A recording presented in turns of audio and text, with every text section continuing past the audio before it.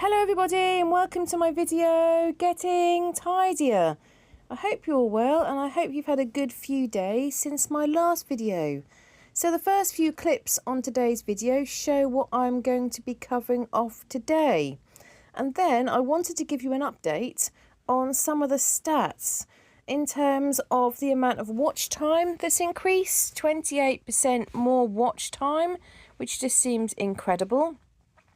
Then in terms of views, my channel has had 50% more views for the period. Now I know that's because so many of you are supporting this charity. And you're just all so kind and charitable. The support that you've really shown the charity has just been absolutely amazing. And to me as well. So a massive thank you. Now as I record this, it's actually the 31st of October. And so that will take a few days for YouTube to update. So probably on about the 4th or 5th of November, I will know the final amount. But I can remember someone, I think it might have been Linda, saying to me, when I said that I wanted to try and raise £100, she said, I think we're going to raise 200. Well, Linda, you were right. Because on the 31st of October, which means YouTube haven't yet calculated the 30th or the 31st, and we're on £201.53. And that's just so amazing. So just think how many teddy bears the charity are going to be able to purchase. So for those of you that don't know, all the money raised for the month of October is going to a charity called TLC. They're a charity made solely of volunteers, people that purchase, organise, transport teddy bears to hospitals across Norfolk, and they take them to the accident and emergency areas, and also children, I think, undergoing different treatments.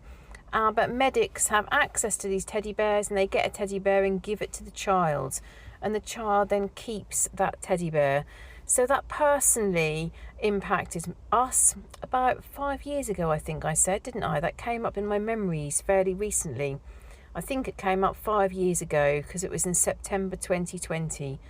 And it was so worrying and upsetting how my daughter was very poorly and she got given one of these bears. And that came up in my memories and I thought, what about doing that for the charity of the month?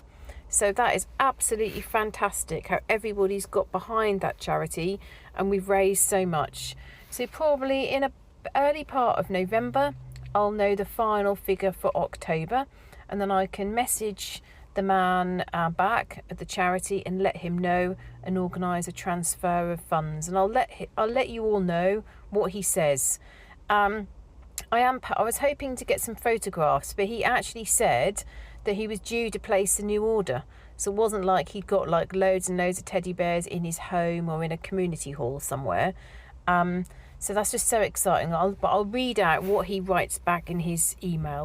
So you can see in the kitchen, when you first sort of look at that at a glance, it looks like, oh, everything's gone back. But actually, I have just been very busy in the kitchen in terms of, there's lots of going on with the washing. At one point, the video shows all my week shopping to put away. And later in the video, you'll see that I was cooking. So I'd done chilli in the slow cooker, and then we'd done soup in the food processor, and I'd made Quince jam. And of course, all of those things make quite a lot of mess and quite a lot to sort out and tidy up. So I've guessed over this time that I've been trying to get tidier, I've realised that, yeah, sometimes a kitchen can go all the way back in just one day. But because of all the decluttering and sorting, removing things in the cupboard and trying to sort the pantry out, etc., is so much quicker to get back. Many of you know that I took a lot out of my cupboards. So I've got quite a lot of spare plates, spare mugs, spare other things in like storage. I've taken out utensils and put the utensils in separate places. So because of all of that, I have made things much easier to then get back on top of the kitchen, which is really pleasing. The only thing that was very disappointing for when we were making soup, my husband does most of the making of the soup, and that's when we use the hands whizzy thing, you know, to churn up the food. And we couldn't find it, and he did get unhappy. He said, where would you have put it away? Would you have got rid of it? I said, no, I'd have definitely not got rid of it. We only use it probably 4 times a year, but that is not something I would have got rid of. So I said the cupboard that I would go to get it. He said, no, I've looked there. I said, are you sure? He said, yes. I said, have you looked at the top part? He said, yes. So I said, well, the only other place I'd put it would be this cupboard, not there. Then I started looking in the pantry, but he was not happy about that. So that is, I feel like I've let myself down a little bit with that, putting that not in the place where I would look for it, which is what you have all told me. But then I said to him, well, that's okay. We can use the big food processor. I only use that big food processor for cheesecakes. I do a lemon cheesecake probably twice a year. Some of you will probably tell me to get rid of it as I only use it twice a year. Yeah, so we use that, and we put the broth from boiling up the chicken carcass on the Sunday, put some lumps of chicken meat in, and we'd got quite a lot of potatoes left from the roast dinner, which I was a bit disappointed about because most of them were ones from the garden, and I hate waste, particularly where I have grown the things. So there was some spare potatoes and spare parsnips, and so we put them in the soup as well. It was quite nice. I thought my daughter was going to say, oh, it's not got much flavour, but actually she said, oh, there's bits of chicken. So that was good. Everybody liked it. Everybody was happy. And I did the chilli that I did on Monday and went down very well. The Quince jam, nobody has tried yet. But I imagine I will be the only person that eats that. My husband won't be very keen.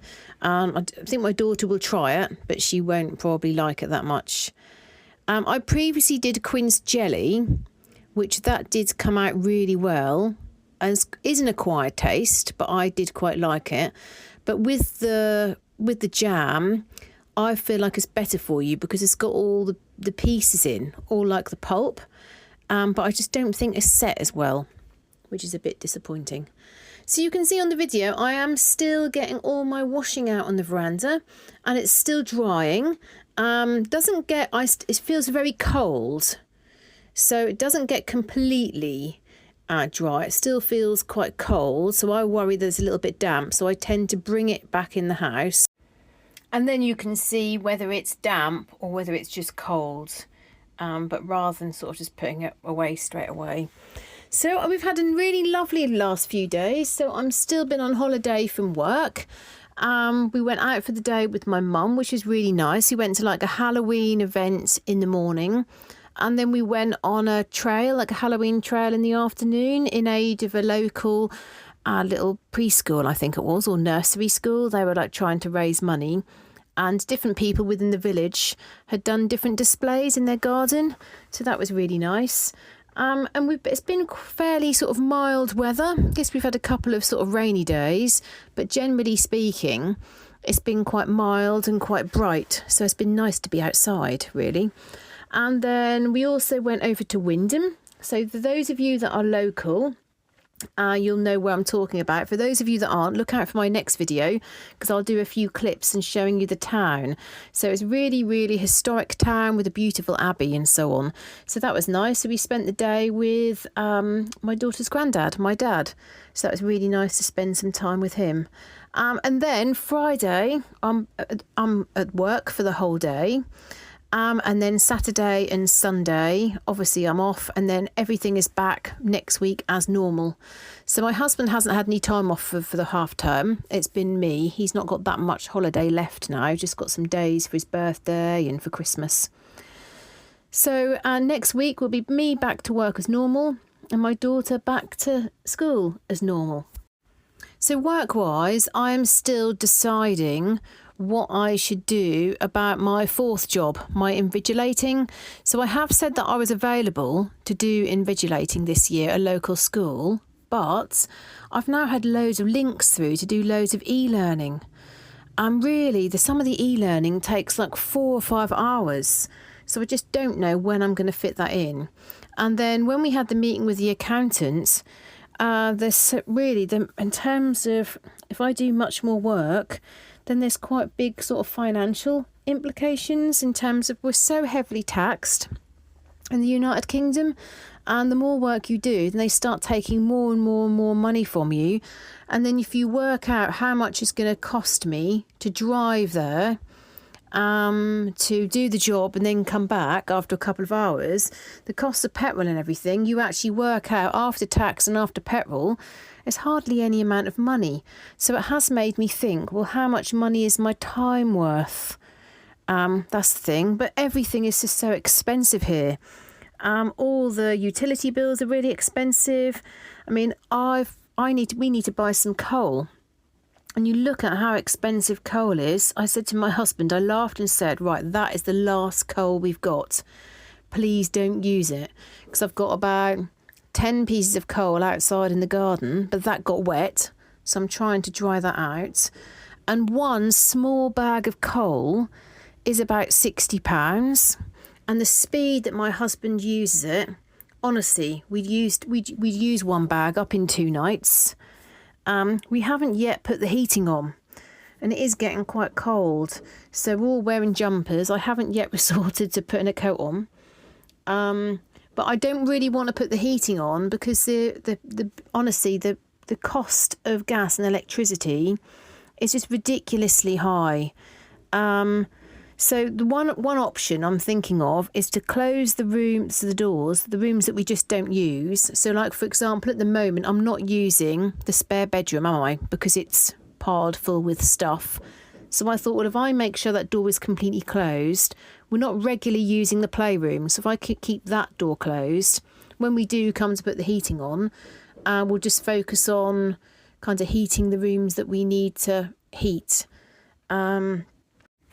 I guess everybody's in a similar situation. I just begrudge spending money on heating because you can't see it. I know that sounds really silly, but because if it was cheaper, you wouldn't think anything about it. But it's so expensive. And our house is a very cold house. So it's lovely in the summertime. So everyone else is moaning about not being able to sleep and their house is really hot. Ours is still cold.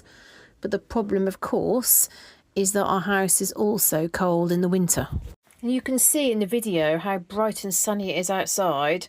On this particular day, it was warmer outside than inside. Because it's lovely and bright. You can see I put my shades on because it was so bright. But just the house had just got cold from the few days before. And as soon as it rains, our house becomes quite cold.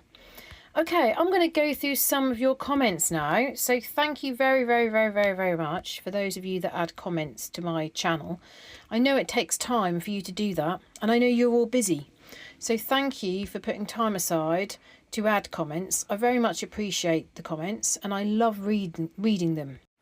So the first comment is from Linda Thornton. Linda says, Emma, you are doing fantastic. I'm very proud of you. I'm sorry you had to deal with the difficulties getting your daughter her food on your trip. Blessings. Thank you very much, Linda. That was a bit of a challenge, as I talked about the other day. It just seems a shame that when people have... What's really good is when people have personal experience, a family friend or a family member or someone that gets it, they are so much more understanding and so much more helpful. But I suppose it's with anything, isn't it? If somebody in the family has got like a learning difficulty or got autism or ADHD, then you become more understanding because you understand it yourself. And a few people have said about eating out. We don't eat out. We eat out in Nando's probably a few times a year. Obviously, when we go to London, we eat out both evenings in Nando's, usually. But during the year, we don't go that often, but they are amazing. And there's 2 restaurants that we visited sort of within Norfolk that we know are good. One which, oh my goodness, they literally cover all the knives and forks in cling film and clean the tomato ketchup and clean everything and clean the tables.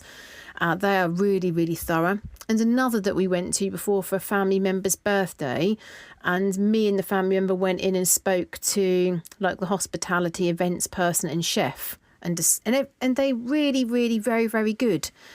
I just guess it was disappointing this time because they'd been so wonderful last time. So I just thought the things would be easier this time, but sadly not. Holly says, I really feel for you with a food allergy. The thought makes me stressed.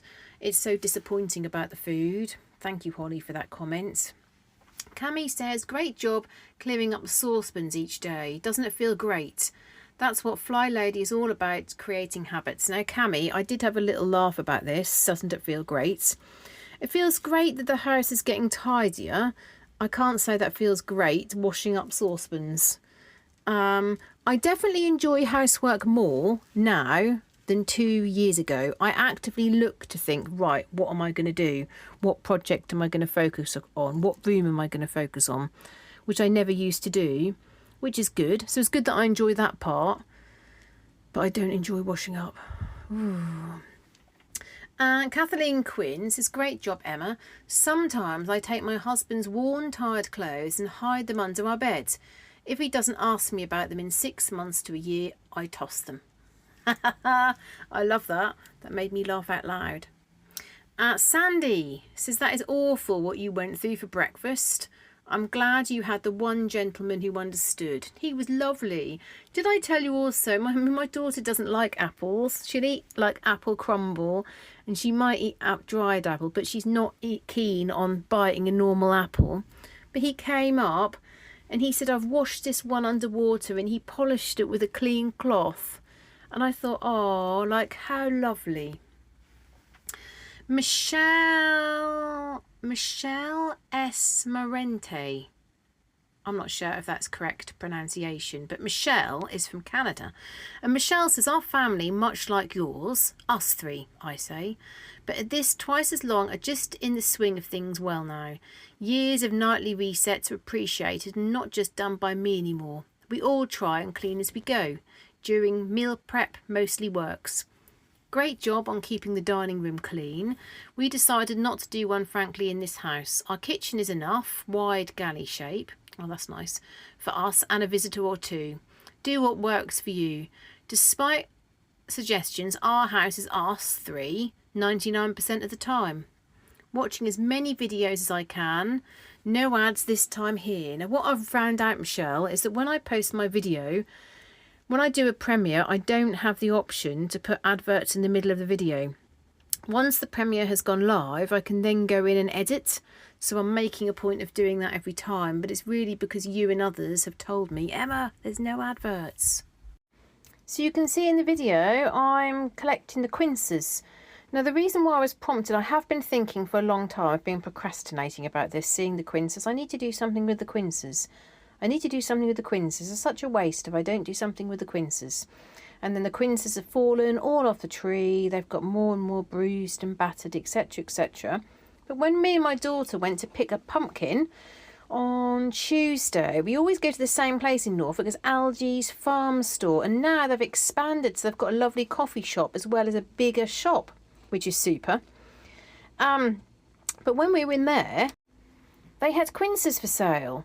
And the quinces were far more battered and bruised and marked than the quinces in my garden. So I thought, right, I can't let them go to waste. I need to do something with them.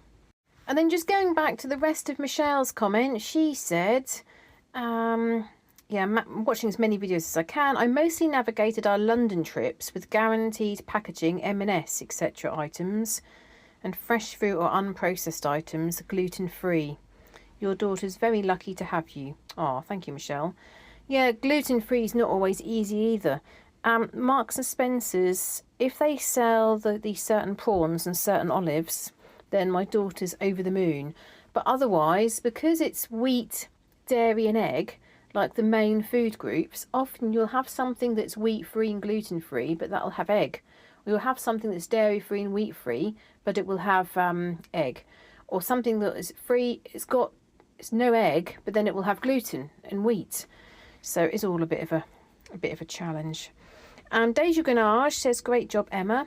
Hello, this is Stacey from Virginia. Great video. Thank you very much. Faith D says, what is the name of the variegated pink flower blooming near your back porch? Now, I wondered if anybody would spot those of you that are gardeners. They're called nerines. And they are absolutely wonderful for this time of the year. They put on a fantastic display. I love them because at this time of the year, the garden all starts getting a little bit sorry for itself. But nerines always come up magnificent. So I've got them near my house. and I've also got them further down the garden.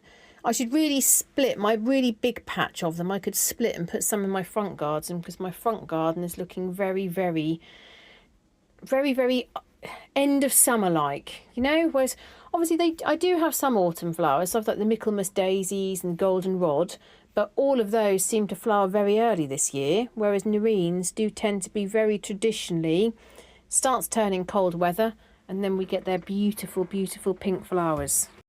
Cynthia Miller says, how frustrating to have such a hard time getting a little bit of breakfast for your daughter. I'm surprised to hear you say that a lot of people in London don't speak English. Now, what I mean by this is, of course, if you speak English, you can get by. Lots and lots of people speak English.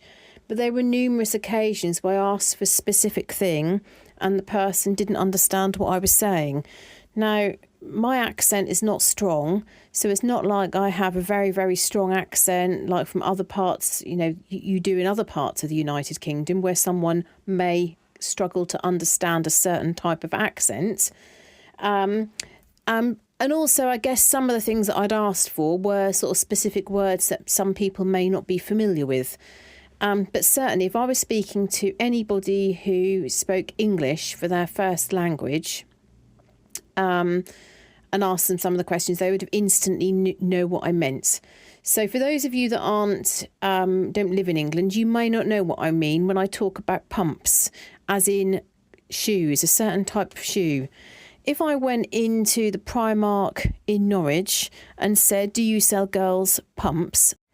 And I was standing in the shoe section for girls' shoes, they would know exactly what I was talking about.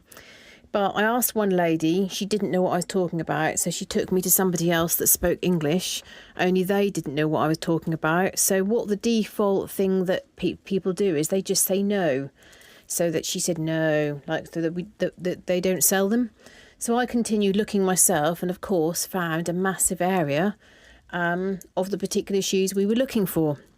Another time, me and my daughter picked up our towels in like the spa swimming pool area and went round the corner with our towels to go to the pool. And there was a lady like with a special card like beeping through, and I thought that was where the pool was.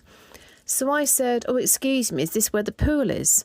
So she said, no, if you're standing near a swimming pool, you'd think that somebody would know that what I was talking about, as in, sometimes we say swimming pool, sometimes we say pool. So I said to the lady, oh, is the pool this way, please? So she looked at me and went, pardon? I said, is the swimming pool this way, please? She said, pool? I said, yes. I said, the swimming pool. She said, oh, this my second day.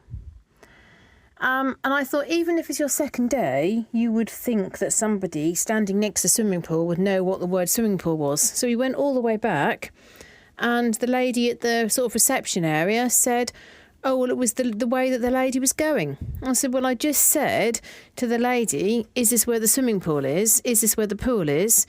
And she said she went, no. And then she said, it's my second day. And I think probably the best one was we were in Liberty, London, and I said to a lady, oh, excuse me, where are the nearest toilets, please? And I think, oh, that sounds quite clear. So she said, what? So I said, oh, where are the nearest toilets, please? She went, nearest.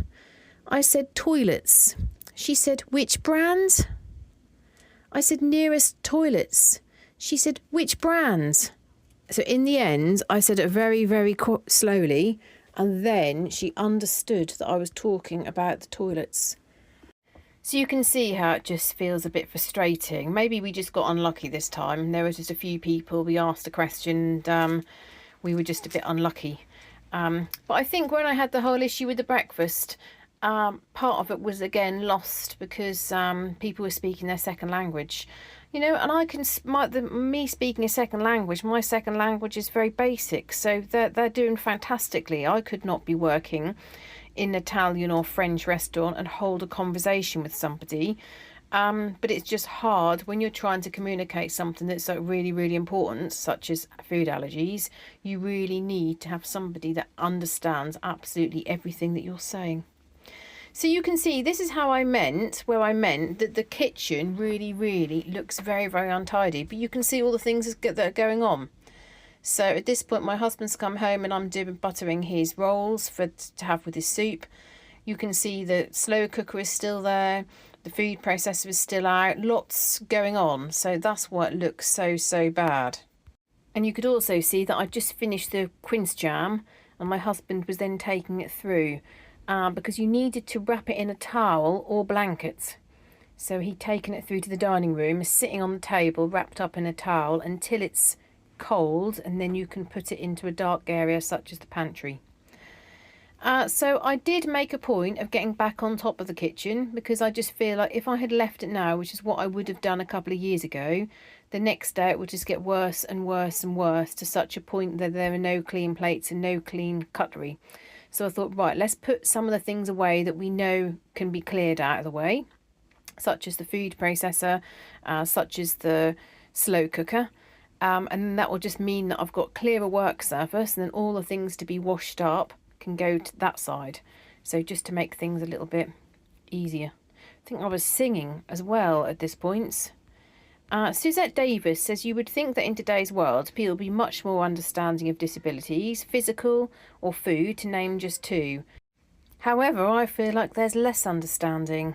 Yeah, I do see what you're saying, Suzette. I think it just, again, depends so much on what the disability is or what the difficulty is, and whether that person has had any personal experience, whether they get it or not. There was recently a thing in allergies with where a woman had always been very dismissive of these allergy mums that came into school, because she used to be a teacher, and then she became an allergy mum.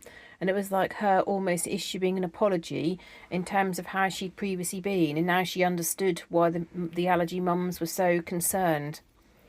Karen Davis is so glad you're able to get some breakfast. I hope your hedgehog is still somewhere in your yard all snuggly. Did you say they hibernate? And do they bite? Basically, are they docile little creatures like bunnies, or fierce and scary? I don't think we have them in Virginia or anywhere in the USA. Also, what's the story with the elephants in London? I have lots of questions today, having watched this video and adverts 3 times. Oh, Karen, some of you are just, the amount of times you've watched my videos and watched all the adverts, you're so, so kind. In terms of the hedgehog, so yes, they do hibernate. They're not soft because they've got prickly spikes, but they are quite gentle, so they're not going to bite you. If I was to kind of push the covers or push the hedgehog, that would have just curled into a tight little ball to protect itself. People think they're quite slow, but actually they can move. If they want to move, they'll move really fast. So before, I saw one running down a main road, and I made a beeline for it, quickly picked it up, because I was so worried it was going to do a right turn or a left turn and go directly into the road. Some countries eat them, and there is a discussion how some people in the United Kingdom used to eat them. But you'll have to Google that, because I don't know much information about it. But certainly I know somebody in France that was on some sort of expedition trip, and they cooked one and ate one. I don't know how on earth they get the prickles off, and there can't be hardly any meat on them. But don't worry, I will not be eating hedgehog. The other thing that I did want to say is, because my prickly friend has now moved away from that porch area, we are definitely going ahead with some quotes for doors. So I'm going to get hopefully a door that opens outwards. I've got one quote which is astronomical, but I'm hoping to see if I can get some other cheaper quotes. And then we found that good builder that I told you about. I'm going to see what would be involved in order to put a little window in where the toilet is, which is my garden toilet. Now, have I shown you my garden toilet, or have I kept that a secret because it's so awful? I don't want you to think that that's just kind of how people generally have toilets in the United Kingdom. It is a garden toilet. It's not used unless I'm in the garden. But we want to transform that whole area. Now, that will mean that all the coats from the pantry will be able to go in that area. So that's going to really be great for the pantry, because hopefully that will just create so much more space. So I'm quite excited about that. And I put a hold on it because I thought the hedgehog was going to stay for the whole of the winter. But as he's not, I can start getting some more prices and hopefully go ahead with that. It's a funny sort of area because we've got the pantry, then we've got the outside toilet, the outside kind of porch piece, then we've got the outside boiler cupboard, and they do all connect. And I said to my husband, I wonder whether there's any way that we could get them to join. But the problem is, if you knocked in anywhere, you wouldn't actually gain any space. It's quite difficult to explain. You'd end up having like sort of a thin corridor. I can't think of a way that you could set it up so that you'd actually benefit if you knocked through. And also the outside cupboard, which is where the boiler is, that would cost a lot of money to move the boiler. So I'm not far till the end of my video now, but I did want to tell you something that was quite amusing. Don't know whether you remember seeing, when I was sorting out one of the boxes in the loft room, there was like this little dressing table set, which I'd had from my great aunts. And I looked at it and thought, I had it. Do I still want it now? One of the sets was actually broken and somebody had glued it up, like maybe my great aunts. And I thought maybe I could give one bit to my daughter and just keep one item and then get rid of the other bits because it's not a complete set. But as I just now went and spoke to my husband and daughter, I walked past the box and the little tray is in tiny pieces. So I called and said to my husband, how has this got broken? He said, I didn't break it. My daughter says, I didn't break it. I said, well, it's in bits and it's in the box, so somebody broke it. My husband said that he found it on the floor in pieces, so he picked the pieces up and put them in the box. In his memory box is where all the bits have been put. But I didn't feel that sad. When I saw the bits that are broken, I thought, oh, that makes it easier to get rid of. And then I've just now said to my daughter, would you like one item from that? I said, please don't take it because you feel obliged. Please don't take it if you don't want it. If you don't want it, just say no thank you. She said, no thank you. But that's good, isn't it? And I was saying to a family member the other day, I'm now actively encouraging her not to have collections. Because if you have collections, yes, they're quite nice to have, but then you get stuck as an adult with all these collections that you feel obliged to keep. Particularly if you've got sort of like a hoarding instinct within your family at all, you keep hold of things at all, then you're better not to start that. I mean, she did have her lovely panda collection, but then she went off pandas and she said that she liked koalas, and then she got rid of some of the pandas which weren't particularly special to her, which at the time I didn't say anything to her. In my heart I felt like saying, oh, that's part of your collection, but I thought, no, I'm not going to say that, because if she wants to get rid of certain pandas that she doesn't really like anymore, or toys that she doesn't want anymore, then I think it's important to get rid of them. And the ones which are more collectible or expensive, if she wants to sell them in the future, again, that's absolutely fine. So I'm right at the very, very end of my video now, and you will see a beautiful field of pumpkins in the Norfolk countryside, and you'll see a little bit of a glimpse of the big skies we have here in Norfolk. Absolutely incredible skyline and beautiful, beautiful fields. You'll see a little clip of the shop, the new shop, which has recently opened. This wasn't here last year, although I again, with the costs of everything, I nearly bought my husband some chocolate raisins, but at £4.95 for a small bag, I resisted.